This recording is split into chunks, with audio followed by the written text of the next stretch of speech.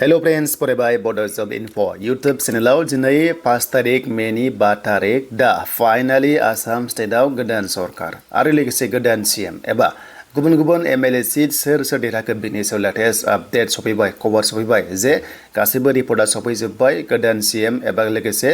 सोर जेनखो सोर देरहाखो जों गासैबो डिटेल्सखौ नायगोन बिनि सिगां जाय नोंथांमोना नैबे चेनेलाव गोदान साबस्क्राइब खालामना ला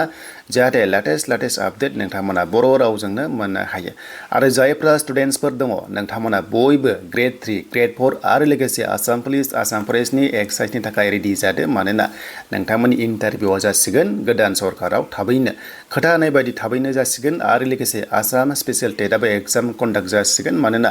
आसाम स्पेशल टेट एबा एडुकेशन डिपार्टमेन्टनि जिनिखि मिनिस्टार बिथाङाबो देरहाबाय अब्ला खामानिया स्पिड जासिगोन आरो नोंथांमोना साख्रि मोनसिगोन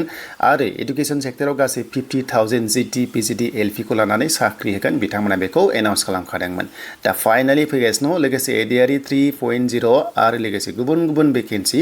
थाबैनो नोंथांमोना मोननो हासिगोन आरो PNRD आव जायफ्रा एप्लाइ खालामदों एग्जामनि थाखाय रेडि जादों एग्जामनि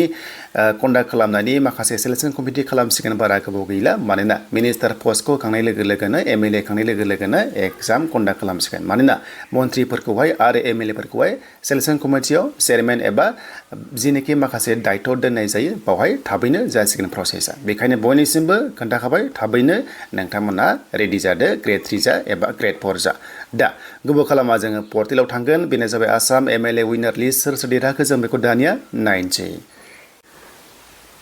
स' दानिया फैबाय जोंनि सेन्ट्रेल लेभेलाव होनोब्ला BJPआ पावारफुल जानायनिफ्राय जाबोगासिनो जेरै वेस्ट बेंगल बादियाव नायोबा बावहाय थांनाय बाराव ममता बेनार्जीनि AITCआ माने बावहाय सरकार सालायदोंमोन नाथाय देग्लाय नायोबा नायदोनो अनलि 80 MLA देरहाबाय बेनिफ्राय स' BJP नायोबा BJPआ बिथांमोननि स्टेटआव जेबो पावारानो गैयामोन नाथाय देग्लाय गिदिर बिग चेन्ज जानानै 206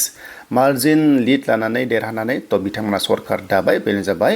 वेस्ट बेंगलाव मानोना वेस्ट बेंगलाव जोंनि मामायाबो थांदोंमोन गुबुननि चिफ मिनिस्टारफ्रा फैदोंमोन MP फैनानै केम्पेनिं खालामदोंमोन नाथाय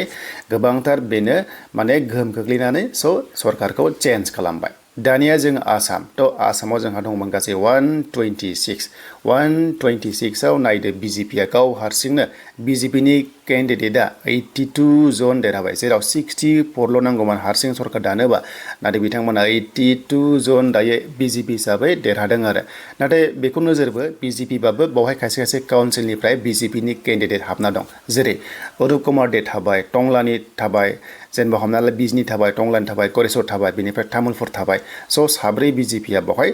नैबे हाबना दङ स्टेट लेभेलाव माने काउन्सिलनिफ्राय आरो थिग बेबादिनो डिमा हासाव कार्बि आंलंनिफ्रायबो दङ जानांगौ अके देन बेनिफ्राय माखासे फिसा अट'नमास काउन्सिलनिफ्रायबो BJPनिफ्राय देरहाबोदों नाथाय BJP हिसाबै नायोबा 82 अब्ला बेखौ नायोबा BJPआ स्टेटआव पावारफुल जाना दङ बर्तमान माने फेजेननो हानाय रावबो गैथ'लालाय देन INC नायोबा नायदिनै माइनास जाबाय 19ल' बिथांमोना देरहाबाय स' 19ल' देरहाबाय बिथांमोननिखौहाय 30नि खाथियाव देरहागोननि एग्जिट पल होदोंमोन नाथाय 19ल' देरहाबाय देन बिनिफ्राय BPF 10 देरहादों एक्सेलेन्ट रिजाल्ट 11नि गेजेरावहाय मा जाखो जे 10 बिथांमोना देरहाबाय दा पर्बत जरायाव थांबाय कंग्रेसआ नङा होमबा स' बेखौ गोबाङानो मिथिखादोंमोन जानांगौ एन्ड UDF अनलि 2 देरहादों नोंथांमोना बेखौ नायदोनो अनलि 2 दानि जों डिटेल्सआव थाङोबा जोङो BPFनिखौ नायोबा थ' जोङो नैबाव क्लिक खालामनांगोन नैबे 10आव जों क्लिक खालामनांगौ सोर देरहाखो जों बाव नायोबा बेसेबां भटआव देरहादों नोंथांमोना लारि मोनजोबगोन फार्स्टआवनो गसाइगाव नायोबा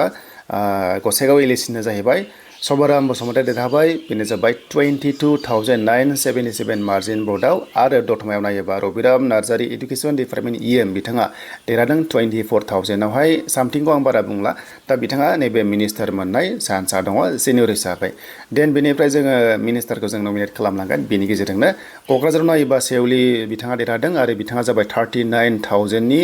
मार्जिन भटआव देरहादों आरो बावखुंग्रि होनोबा रय बंसि बिथाङा जेनेखि बिथाङा राजबंसि देन जोङो बावखुंग्रियाव नायोबा रय बिथाङा देरहादों 23,000 डिफारेन्सआव बेनिफ्राय सिडनी सोदां पानिराम ब्रह्म बिथाङा EM मोन बेनो जाबाय फरेस्ट डिपार्टमेन्टनि देन 38,000 भटआव बिथाङा देरहादों दा बिथाङा EM खौहाय मा जागोन दा बे उननि बाथ्रासै जे सोरनो होगोन होआ ना मिनिस्टार मोनगोन नामा नाथाय आंनिफ्राय माने नमिनेट खालामहराखै बिथांखौ आं जिनोखि सानै नमिनेट खालामगोन आरो सानैया मोननाय चान्सखौ बादि आं नुदों थ' नोंथांमोनाबो कमेन्ट सेक्सनाव लिरबानो जाबाय एन्ड महेश्वर ब्रह्मआ बाक्सानिफ्राय देरहादों बेनो जाबाय 49,000 मार्जिन भटआव एन्ड बेरगावखौ नायोबा महेश्वर बर' बिथाङा देरहादों 37,000 भटआव एन्ड उदालगुरि हिसाबै नायोबा रिहन दैमारि 27,000 भटआव आरो माजबाटखौ नायोबा सरन बर' बिथां बेनो जाबाय 55,000 हाइस्ट भटआव BTC-निफ्राय बिथाङा देरहादों आरो नमिनेट खालामोबा आंनिफ्राय बिथाङा सरन बर'आ थ' केबिनेट मिनिस्टार मोननाय चान्सआ दं रिसेन्टलि 4 months 5 months बिथाङा मोनदोंमोन स' एबार माने बिथाङा मोनफिननाय चान्सखौ माने जोङो नुहुरदों दा बेखिनिखौ जों मिथिबाय दानिया जों नायनोसै आसाम थ' जों आसाम जों BJP-आव क्लिक खालामबाय दा जोङो BJP-आव क्लिक खालामनाय सिगां जों मोनसे फेमासखौ नायग्रोगोन मानो होनोबा नोंथांमोना मिथिगौ नैबे रायजर दलाव जों क्लिक खालामबाय आरो रायजर दलाव क्लिक खालामनाय लोगो लोगो अकिल गगैया थ' बिथाङा मोजां भटआव देरहाबोदों बेनो जाबाय 17,000 भटआव देरहादों एन्ड बेनिफ्राय महबुब मुख्तार होननाय दङ स' बेबो देरहादों रायजर दलनिफ्राय सानै बाव देरहादों दा जों बेक थांबाय बेक थांनानै जों मा BJP-आव थांनाय लोगो लोगो 82 जन माने गोबां बिथांमोना लिड लानानै देरहाबाय BJP-आव ओरैबादि पावारफुल माने ओरैबादि BJP-खौ मोजां मोनो स्टेट लेभेलाव जेराव माखासे राङारि अनसुंथाइ स्टुडेन्ट्सनिफ्राय लानानै बोराय बुरि हमना ला लाइमोनफोरनि इयुथ्सनि लन सेल्फ हेल्प ग्रुपनि गोबां रोखोमनि बिथांमोना होदोंमोन ना 5 बोसोराव जायनि जाउनाव सापर्टआ बारा मोननानै स' बिथांमोना सरकारखौ दामारबाय